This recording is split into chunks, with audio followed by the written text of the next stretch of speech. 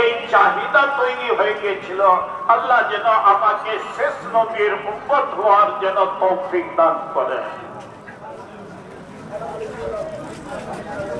ومن قوم موسى أمة কালামে পাকের মধ্যে আরেকটি ঘটনা আল্লাহ তাবারক তাআলা বর্ণনা করেছেন যে ومن قوم موسى أمة يهدون بالحق وبه يعدلون।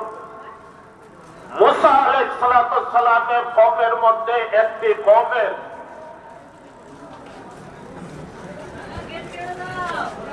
হকের দিকে ওই কওমকে রাস্তা দেখানো হলো, আর তারা ইনসাফকারী কওমের মধ্যে তারা ছিল, তারা জুলুম করনেওয়ালা কওমের মধ্যে ছিল না।